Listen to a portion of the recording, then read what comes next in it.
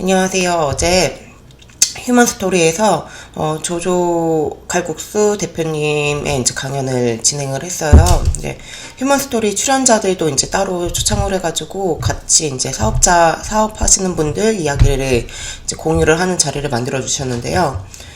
우선 제가 거기 다녀오고서 이제 조금 이제 나랑은 조금 다른 사람이구나라고 느꼈던 게, 제가 이제 항상 요식업은 전쟁터라고 이제 얘기를 해요. 그러니까 조조 칼국수 대표님은 한 번도 이제 실패를 해보신 적이 없는 이제 진짜 사업가, 아예 진짜 타고난 장군.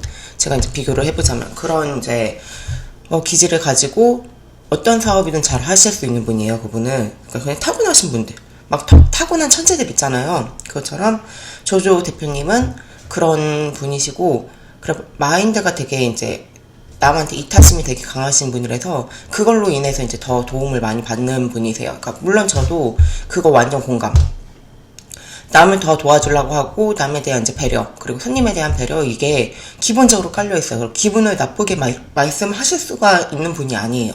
그래서 그걸로 바탕으로 원래 자기의 사업성, 자기 타고난 사업성과 그 이타적인 그 이타심에 대한 그런 갖고 있는 그런 걸로 그렇게 성공하신 분이더라고요. 그러니까 저는 욕심도 많고 사업적인 눈이 이렇게 타고나게 생긴 건 아니에요. 그러니까 돈을 쫓다 보니까 이거 돈 될 것 같네 라는 이런 스킬이 늘게 된 사람이지, 그 조조 칼국수 사장님 대표님이랑은 좀 약간 방향성이 다른 사업가예요. 그래서 장사꾼이라고 해야죠.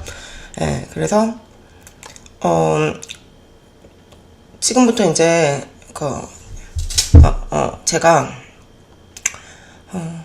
저희 사업 방법, 그리고 그동안 이제 겪었던 장사를 하면서 느낀 점, 그리고 전략, 이런 거를 이걸 어떻게 쉽게 설명을 해드려야 될까, 어떻게 더 이해를 하게 받아들여야 될까 하다가 이제 느낀 게, 이제 처음엔 장사의 정석이라고 이제 이름을 걸었었는데, 음식점은 전쟁터예요. 제가 늘 말하는 것처럼. 그래서 전쟁터랑 비교를 해보자니 설명이 쉽겠다 이렇게 생각이 돼서, 이제 앞으로 음식점에 대해서는 설명은 다 전쟁에 비교를 할 거예요. 제가 전쟁을 잘하는 건 아니지만 그래도 이렇게 비교를 하는 게 더 쉽지 않을까 싶어가지고 이제 설명을 드리려고 합니다. 네, 그러면은 저의 첫 번째 스토리, 제가 이제 운영했던 가게가 총 4개라고, 그러니까 망했던 4개라고 했잖아요. 보나페티오 1호점, 그리고 그 뱅뱅사거리 우성빌딩이었나? 거기 지하에 있는 푸드코트, 그러니까 전전대차예요. 그러니까 어떤 대표가 거기 지하를 전체를 빌리고 그걸 또 이제 일반인들에게 푸드코트식으로 임대를 내주는, 그걸로 본따블러라는 가게를 운영을 했었고, 보나페티 아루작이죠. 그리고 신촌 현대백화점에서 몬스터브레드라는 이제 샌드위치 가게, 그러니까 멜팅 샌드위치라고 치즈 녹이는 그런 브랜드가 있었어요. 그것도 했었고, 101번지 남산 돈가스, 선릉점, 상록회관점, 거기서 101번지 남산 돈가스 유명하잖아요. 거기 1호 체인점을 제가 이제 맡아서 하게 됐었어요. 근데 여기서 제일 중요한 거는, 이거 하나씩 나중에 왜 망했는지에 대해서 제가 분석을 해드릴 거예요. 저는 이게 다 되지 않을 거라고 분명히 가족들한테 얘기를 했었고, 저는 바지 사장으로 이제 있었던 거죠. 근데 우선 좀 이따가 어제 또 이제 우연히도 보나페티 을지로점이 사마빌딩이라고 을지로 입구역에 있는 거고, 저희가 이제 그 설명회를 가진데 거기가 바로 맞은편에 있는, 무슨 빌딩이었지 거기가, 페럼타워 바로 맞은편이거든요. 그래서 저도 거기에 대해서 좀 잘 알아요. 근데 거기도 아니나 다를까 이제 음식점은 좀 많이 바뀌긴 했더라고요. 거기에 대해서 제가 시간이 조금 뜨는 시간이 있어서 영상을 찍어놨어요. 거기 상권이랑 이런 거, 거기 왜 망했는지 이런 거를 각 음식점 4개, 그거를 제가 이제 분석을 해드릴 거예요. 제가 왜 망했는지에 대해서. 보통 왜 망했는지를 잘 모르시거든요. 근데 아무튼 그거 분석을 해드릴 거고,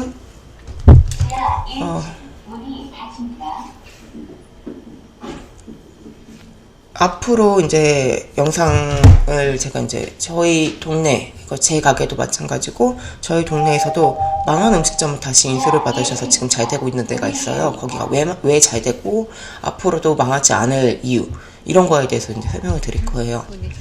우선 첫 번째, 제가 이제 고나베티 일지로점, 우선 4개를 망했던 이유는 제가 바지 사장으로 있었던 거, 그리고 진짜 사장은 투입이 되지 않았다는 거, 그게 첫 번째 문제고, 두 번째는